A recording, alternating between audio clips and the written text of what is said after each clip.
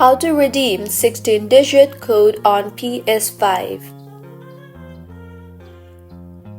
Hello everyone, I am Vishaka and welcome to our channel.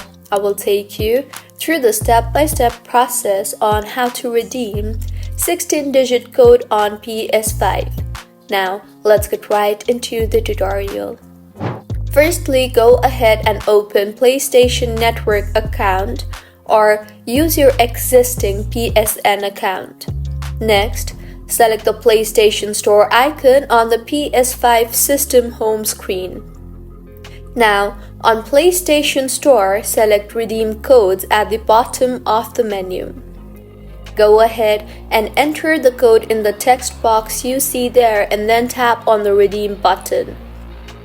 Once the code has been entered correctly, select the Continue button on the dialog box. Finally, select Confirm to accept the trial code terms of service and then select Continue again to complete the code redemption.